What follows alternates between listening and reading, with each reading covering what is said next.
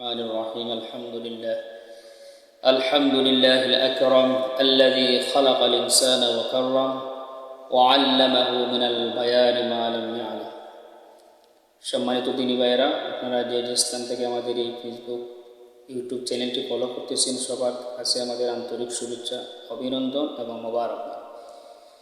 আজকে আপনাদের সামনে যে ভিডিও নিয়ে আমরা হাজির হয়েছি, এক ভাই জানতে চেয়েছেন যে স্বপ্নে নামাজ পড়লে কী হয়। নামাজ পড়তে দেখে যে নামাজ পড়লে কী হয় সেই সম্পর্কে একটু ব্যাখ্যা জানার জন্য, বিস্তারিত বলার জন্য। দেখেন, স্বপ্নে নামাজ সম্পর্কে অনেক ব্যাখ্যা রয়েছে। যদি কোনো মুমিন বান্দা বা কোনো মুমিন ভাই স্বপ্নে নামাজ পড়তে দেখে, তার অর্থ হবে তার জীবন সুন্দর হবে এবং তার উপর আল্লাহ পাকের রহমত নাজিল হবে এবং সে সুখ শান্তিতে জীবনযাপন করবে, যদি নামাজ জামাতের সহিত করতে দেখে।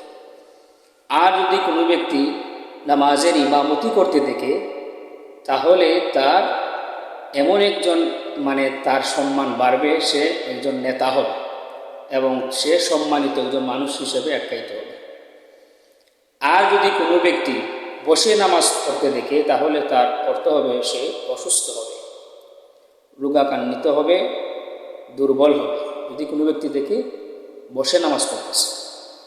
আরেক ব্যাখ্যা হলো, যদি সে স্বাভাবিক অবস্থায় দেখে নামাজ পড়তে, স্বাভাবিক অবস্থায়, তাহলে সে দুনিয়া এবং আখিরাতে কল্যাণ লাভ করবে।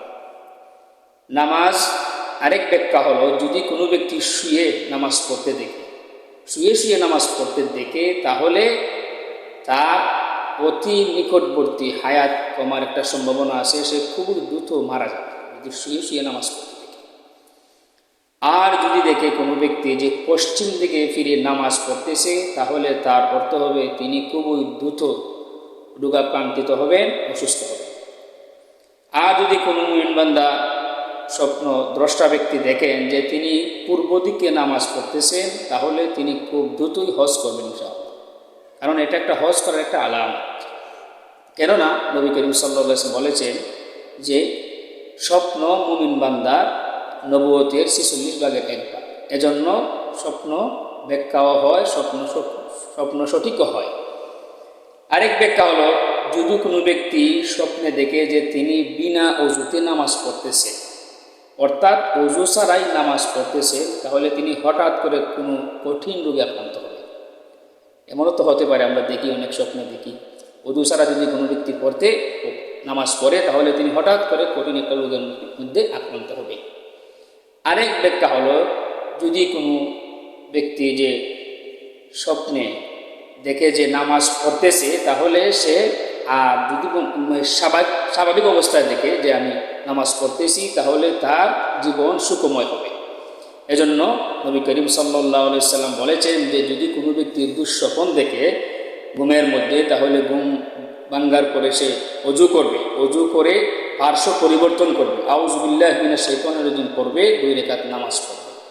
কেননা নবীগণের মধ্যে সর্বশ্রেষ্ঠ স্বপ্নতত্ত্ববিদ এবং ব্যাখ্যাকার ছিলেন হযরত ইউসুফ আলাইহিস সালাম। আর সাহাবায়ে কেরামের মধ্যে সর্বশ্রেষ্ঠ স্বপ্নতত্ত্ববিদ ব্যাখ্যাকার ছিলেন হযরত আবু বকর সিদ্দিক রাদিয়াল্লাহু তাআলা। আর তাবিঈনদের মধ্যে সর্বশ্রেষ্ঠ স্বপ্নতত্ত্ববিদ ছিলেন মুহাম্মদ ইবনে সিরিন রাহমাতুল্লাহি আলাইহি। এই সমস্ত স্বপ্নের ব্যাখ্যা মুহাম্মদ ইবনে সিরিনের তাবিরুল রুইয়া থেকে আমরা তুলে ধরেছি।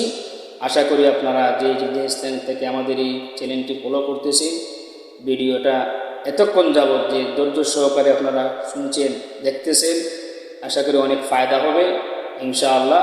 বাকি ধারাবাহিক ভিডিও যদি আপনারা পেতে চান, তাহলে আমাদের এই পেজটি ফলো করবেন। সবাই ভালো থাকবেন, সুস্থ থাকবেন। আল্লাহ হাফেজ। আসসালামু আলাইকুম।